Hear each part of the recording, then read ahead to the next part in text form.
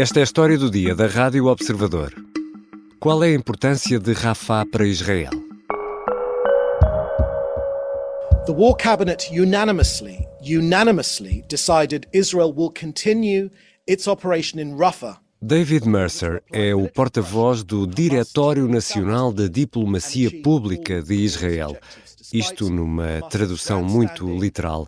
Este é um organismo do governo que tem como missão explicar o ponto de vista israelita aos cidadãos e ao mundo. Há quem diga que é propaganda. David Mercer, que é o porta-voz deste organismo, explica que o Gabinete de Guerra de Israel decidiu de forma unânime manter a operação militar em Rafah para pressionar o Hamas a entregar todos os reféns e acrescenta ainda que os israelitas não vão desistir dos seus objetivos nesta guerra. Rafah é a cidade que faz fronteira entre a faixa de Gaza e o Egito e a ligação terrestre foi agora encerrada, assim como em Kerem Shalom, não é muito longe dali. São os dois pontos de fronteira que, agora encerrados, condicionam e muito a entrada de ajuda humanitária na faixa de Gaza. É sobre a importância de Rafah nesta guerra que vou conversar com Kátia Bruno, editora de Internacional do Observador. Eu sou o Ricardo Conceição e esta é a história do dia de quarta-feira, 8 de maio. Bem-vinda, Kátia. Olá, Ricardo. Kátia, ajuda-nos, até para compreender melhor sobre tudo isto que vamos falar, a situar Rafah no mapa da faixa de Gaza e de Israel. Bom, se olharmos para a faixa de território, que é a faixa de Gaza, ali encostada ao mar Mediterrâneo, Rafah fica precisamente no sul da faixa de Gaza, na zona que faz fronteira com o Egito, mesmo ao pé da península do Sinai.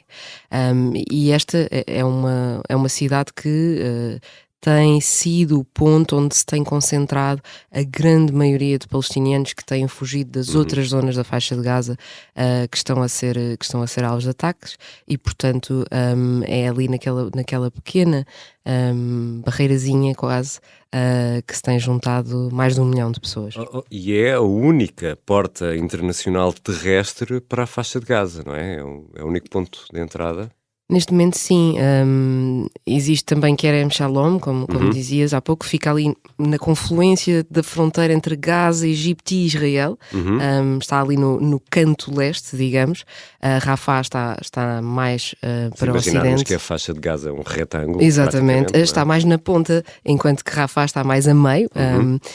E estas duas entradas, mas sobretudo Rafah, porque é maior, têm sido os únicos pontos de contacto da faixa de Gaza com o resto do mundo, por onde tem entrado sobretudo ajuda humanitária. Neste momento, contudo, desde a manhã de terça-feira, quando Israel começou a operação em Rafah, que as duas portas de entrada, digamos, estão fechadas. Rafah, porque passou a estar sob controle do exército israelita, Kerem Shalom, porque foi alvo de disparos de rockets por parte do Hamas e, portanto, Israel decidiu fechar o seu lado da fronteira. Mas se pode entrar ajuda humanitária, também pode haver contrabando de armamento, por exemplo. É uma suspeita que Israel há muito alimenta, não é? Sim, esse é um dos pontos que Tel Aviv mais tem invocado para limitar a ajuda humanitária, porque diz que muitas vezes, segundo a perspectiva de Israel, com o conluio de organizações como a Organização para os Refugiados das Nações Unidas, essa ajuda humanitária traz também, por vezes, material que pode ser usado para fabricar armamento pelo Hamas. No entanto, nos últimos meses, muito por fruto da pressão internacional e sobretudo dos Estados Unidos, Israel estava a relaxar essa entrada de ajuda humanitária, também porque a crise humanitária se estava a agudizar em muito, e neste momento já era mais fácil a passagem de caminhões por Rafah. Agora, com a passagem encerrada, veremos por quanto tempo, para além da questão da dificuldade da ajuda humanitária, temos também aqui um possível incómodo diplomático para o Egito. A zona de Rafah está dentro daquilo que se chama o corredor Filadélfia, que é toda a zona de fronteiras, uma espécie de zona tampão do sul da faixa de Gaza, na zona de fronteira com o Egito, e que desde 2004, na sequência de um acordo assinado entre o Egito e Israel, toda a responsabilidade por essa zona é mantida pelo Egito. Ora, agora com as tropas israelitas a ocuparem Rafah, o Cairo não verá com muito bons olhos se esta situação se mantiver, por um lado porque põe em causa o acordo que assinou com Israel, e também, sobretudo, porque há muito que os egípcios alimentam um receio de que uma situação em Gaza possa resultar numa invasão descontrolada de refugiados palestinianos para o Sinai. E, portanto, a partir do momento em que Rafah passa a ser controlada por Israel, o Egito fica preocupado, ainda para mais, tendo em conta que se antecipa que o mais certo é estarmos perante uma crise humanitária ainda maior ao longo dos próximos dias. E foi precisamente, e já há pouco aludias a isso, foi para Rafah, nesse ponto no sul da faixa de Gaza, que foram encaminhados os palestinianos perante a incursão das tropas israelitas. Aliás, foram convidados a seguir para o sul, é isso? Precisamente, é como se toda a operação militar que Israel tem feito em Gaza começou pelo norte da faixa, portanto pelo norte do retângulo, para a parte de cima do retângulo, digamos assim, e tem vindo a avançar para o sul, enquanto os civis palestinianos são encorajados a ir para Rafah, por ser o ponto mais distante do local onde ocorrem os combates e os principais bombardeamentos. E isso fez com que se tenham juntado naquela pequena cidade, estima-se neste momento 1,4 milhões de pessoas. E, portanto, é todo este grupo de pessoas que está ali, preso, sem ter sítio para onde ir, porque não pode atravessar a fronteira para o Egito, não pode atravessar a fronteira para Israel, e que agora tem uma situação que ninguém sabe qual vai ser. Exatamente, porque agora já vimos essas imagens, caem dos céus panfletos, há mensagens para os telemóveis a avisar os civis palestinianos para sair da zona de Rafah. Mas estas pessoas agora vão para onde? Esse é o grande problema. Israel diz que há sítio para ir.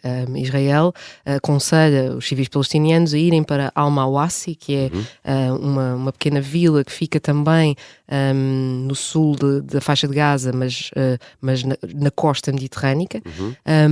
E Israel diz que esta é uma zona segura porque já funciona como campo de refugiados para muitos palestinianos. Basicamente é uma zona quase de deserto que está cheia de tendas neste momento. O problema é que há duas grandes falhas neste plano de evacuação, digamos.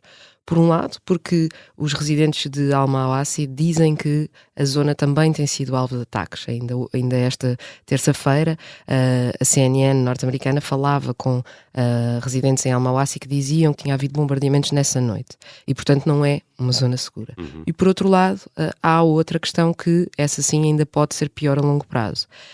As ONG que estão no terreno, a que se têm juntado responsáveis políticos, como por exemplo o Josep Borrell, o representante europeu para temas externos, têm alertado que o campo de refugiados de Al-Mawasi neste momento já não tem condições para lidar com os refugiados que tem neste momento. Falta eletricidade, falta água, não há condições básicas de saneamento, e se agora se juntar um fluxo de pessoas desta dimensão, mais de 1 milhão de pessoas a juntarem-se a um campo que já está completamente no seu limite, o mais provável é que poderemos vir a assistir a um desastre humanitário ainda maior do que aquele que se vive neste momento em Gaza. E já voltamos à conversa com Kátia Bruno, editora de Internacional do Observador. Por que será Rafah tão importante para Israel?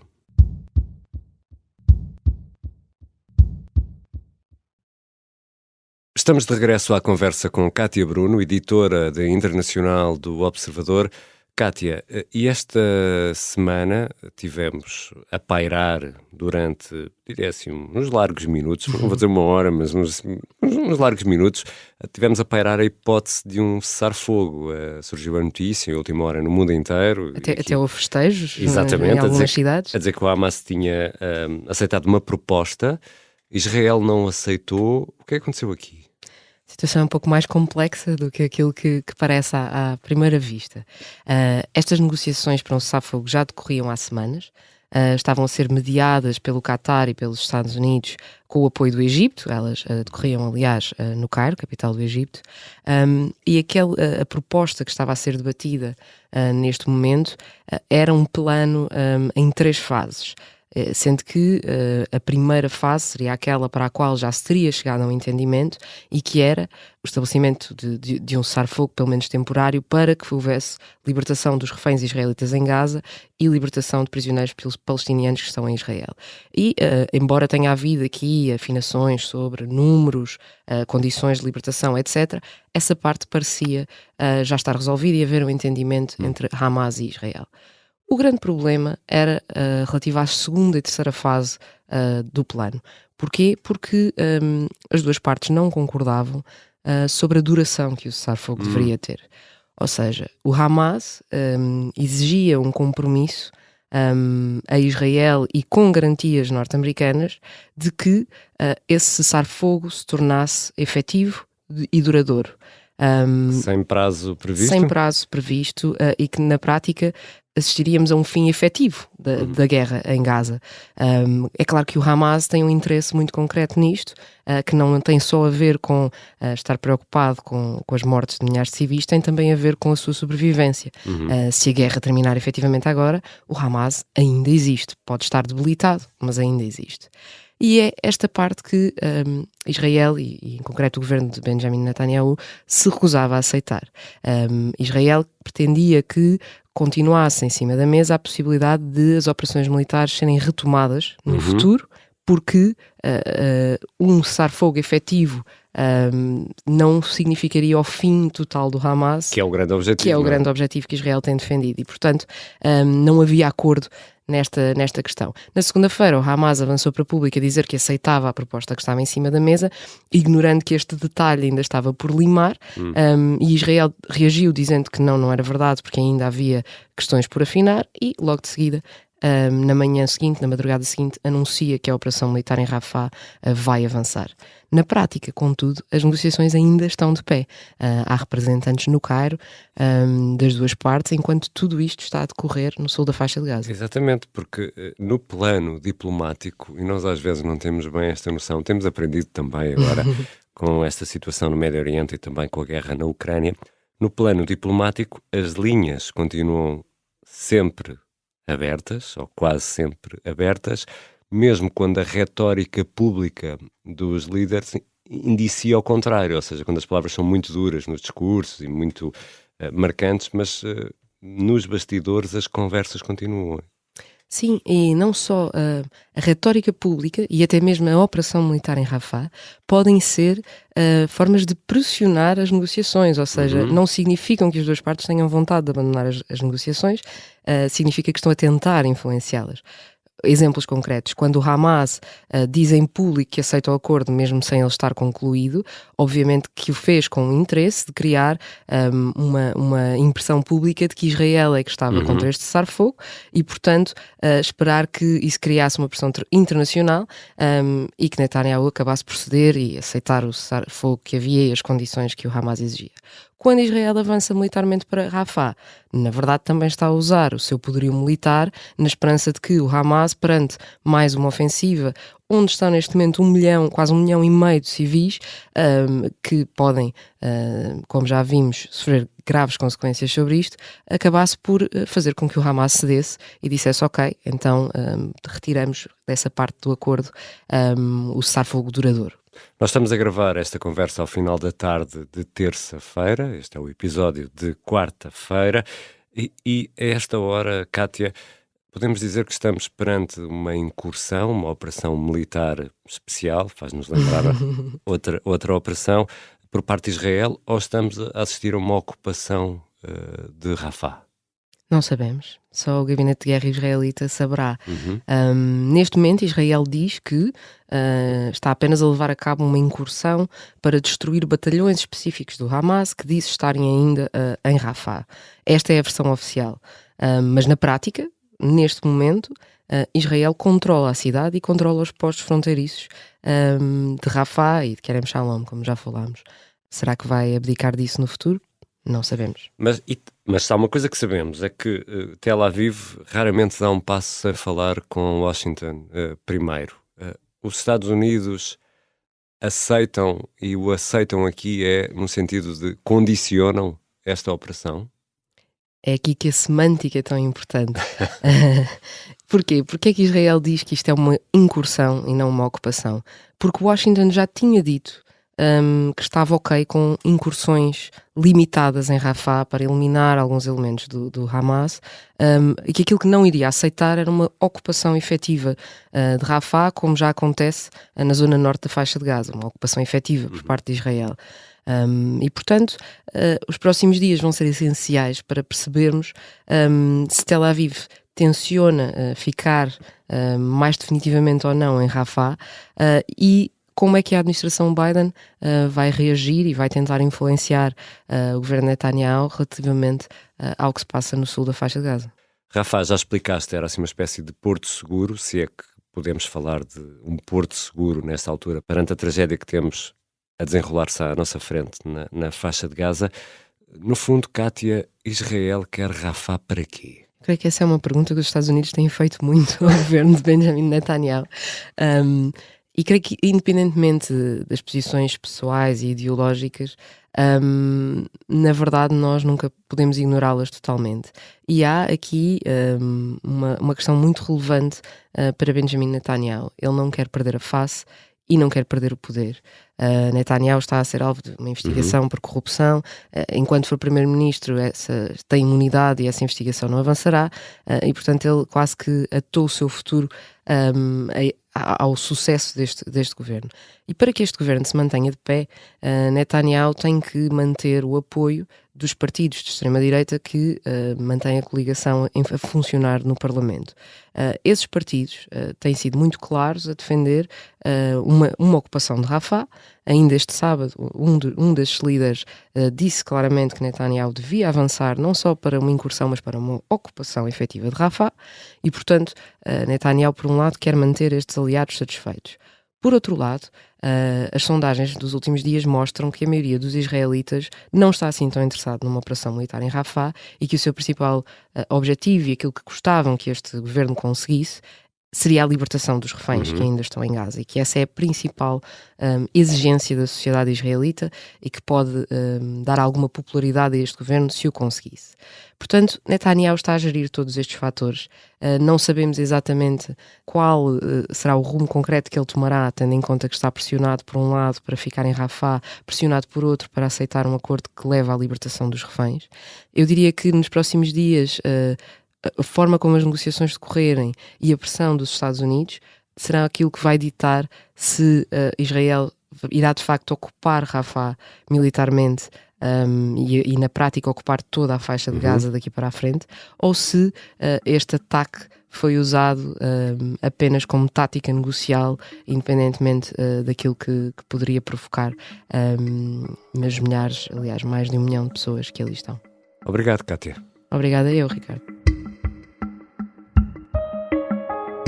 Kátia Bruno é editora de internacional do Observador. Esta foi a História do Dia. E se gosta da História do Dia, se gostou deste episódio, por que não partilhá-lo com um amigo ou um familiar? Nada bate este tipo de recomendação e para nós, como imagina, é uma grande, grande ajuda. E já agora, já que estamos a fazer uns pedidos, por que não clicar onde diz seguir na aplicação que habitualmente utiliza para ouvir podcasts? Também é uma grande ajuda para a História do Dia. A sonoplastia é do Artur Costa, a música do genérico do João Ribeiro. Eu sou o Ricardo Conceição. Até amanhã.